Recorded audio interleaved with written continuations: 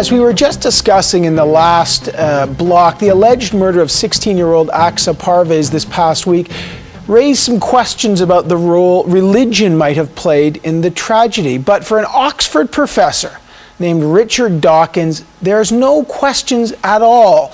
His goal, you see, is nothing less lofty than to rid the world of religion entirely.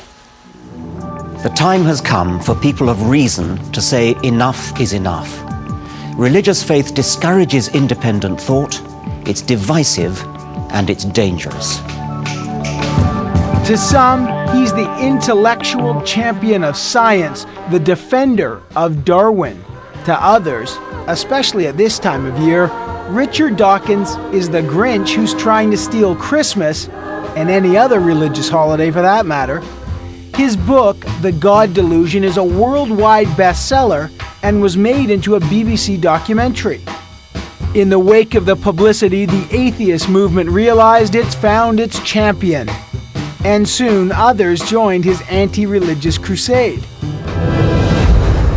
And this past week, the #1 film in North America is The Golden Compass, an openly anti-religious movie based on Philip Pullman's fantasy book for children, a book that some Catholic school boards across Canada have pulled from their shelves.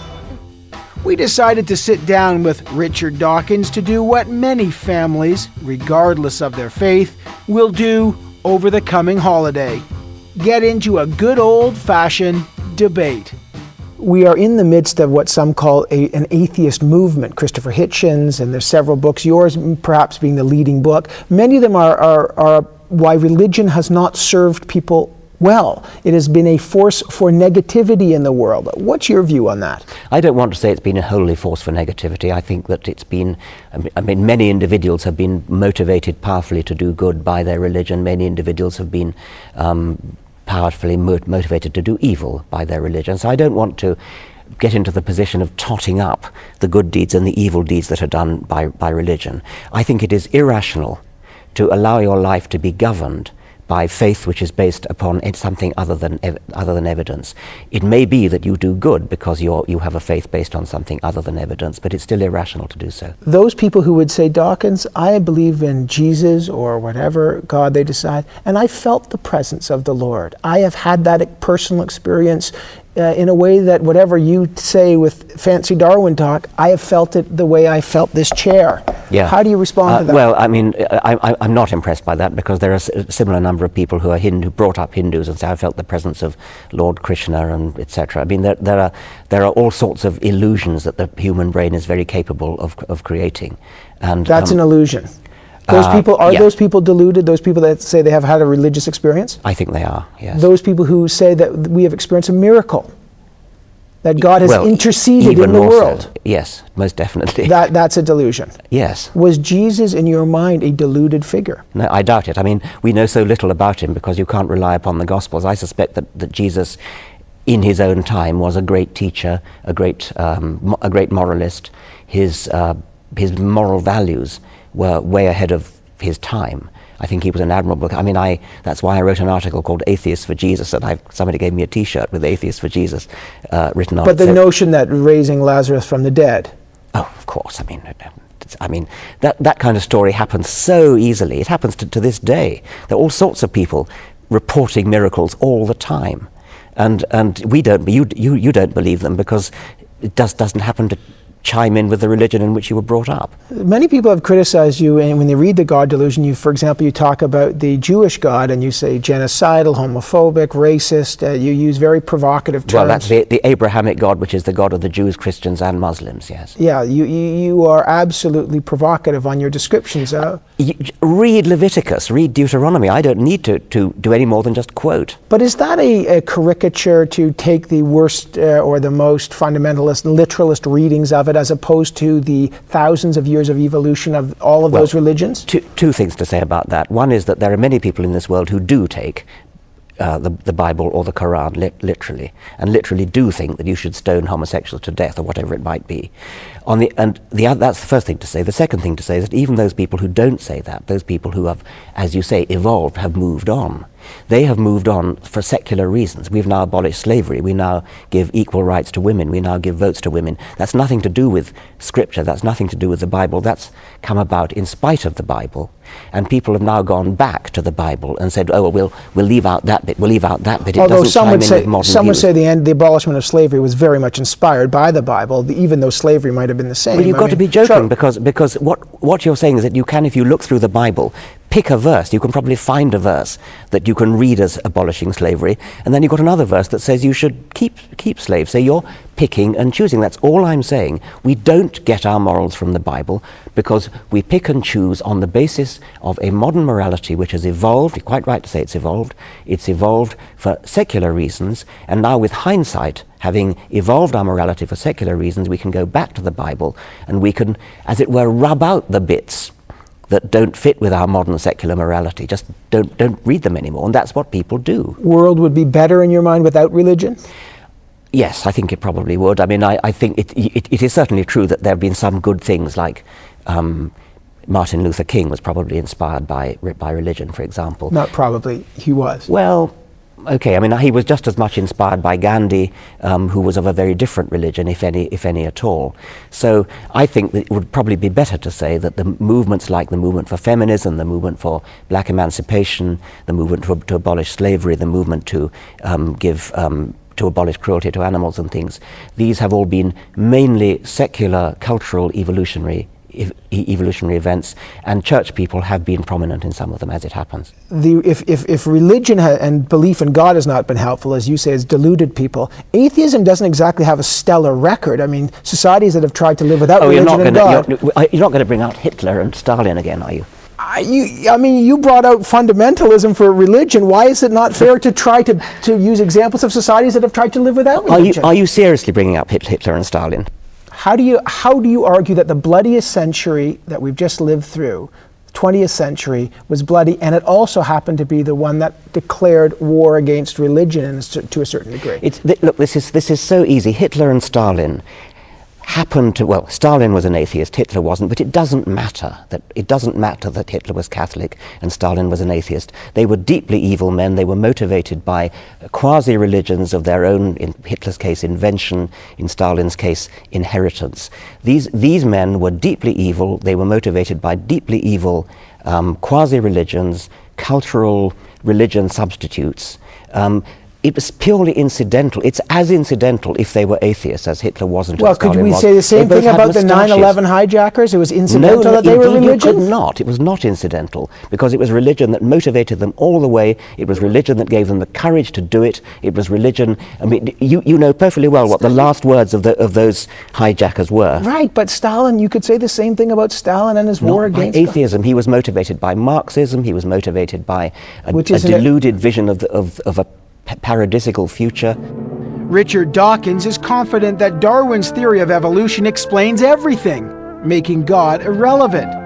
But how does he answer some of the more philosophical questions that can't be measured in a lab? Science tells us that when we love our children, in fact, what's happening is in your brain there is some serotonin uptake or some dopamine, some chemical fusion that happens that makes us feel love. However you may explain that, the love of your children goes beyond that chemical formula into something beyond science.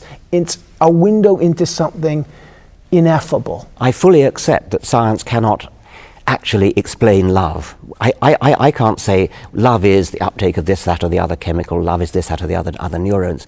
But it is entirely believable that although we cannot explain it, we cannot explain the details, nevertheless, there is nothing beyond that. But you've done nothing by calling it ineffable and transcendent. You're just using words. You're not getting anywhere by doing that. I'm not getting anywhere either, but I'm admitting it. If we are simply evolved apes, right? Which we are. Okay. Right? Yeah. And our behavior is determined by this natural selection. How do we explain those people who do good things for others, for total strangers, the charitable urge, the philanthropic urge. What Darwinian impulse would explain doing good for a total stranger? Well, that's a very interesting question, and I do devote a chapter or two to it. It's not that difficult for Darwinism to explain doing good not to total strangers, but to particular people, particular individuals, such as close relatives and other individuals whom you're likely to meet again and again throughout life, and therefore are in a position to reciprocate that good deed. In other words, it helps your family, and there's some self-benefit, that's self-interest. Right, and that's common throughout the animal kingdom and is well understood. The difficulty comes in explaining, as you say, why we're good to total strangers. I think probably the right Darwinian explanation is to say it's a sort of misfiring. A very crude misfiring would be the misfiring towards a cuckoo, being good to a cuckoo by its foster parent. The foster parent is totally unrelated to the cuckoo, but it doesn't know that, so to speak.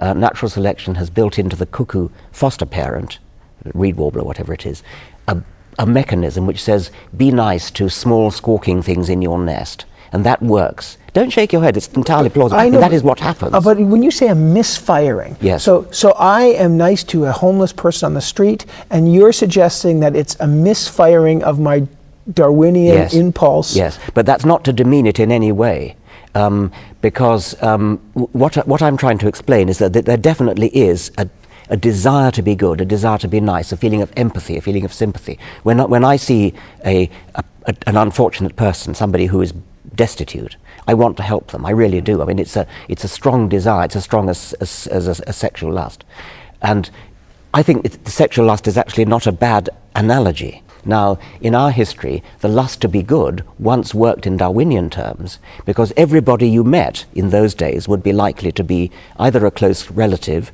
or somebody that you were going to meet again, who would therefore be able to reciprocate it. That's why the lust to be good was built in. Now, we live in big cities, the people we meet are total strangers. It's as though we're on the pill. It's as though we are no longer horny in a position to do good? Sorry? We're just instinctively horny to do good works?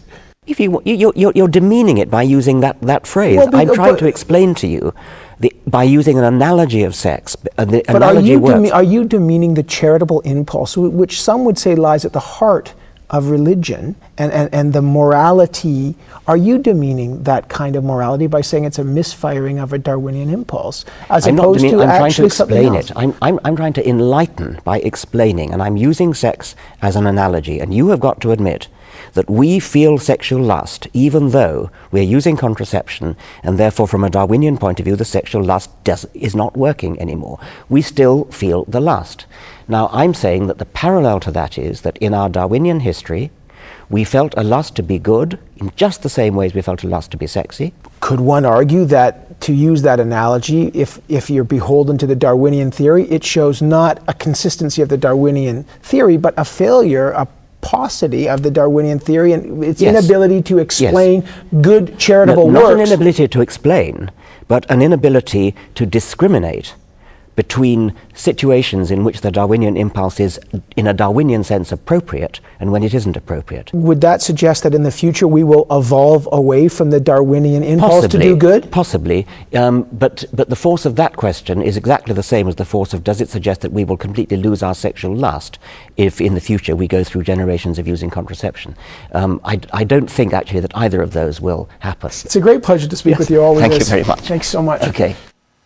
There's few people who are as fun to debate as Richard Dawkins. But what do you think about the debate between atheists and people of faith? Are atheists becoming more fundamentalist than some religious people? Can belief in God coexist with a belief in science? Many scientists believe that. We'd like to hear, and many theologians believe that. We'd like to hear your thoughts on all the stories we bring you. The story we brought you about the veil. Here's how to reach us. You can write to us at CBC News Sunday, Box 500, Station 8, Toronto, Ontario, M5W1E6.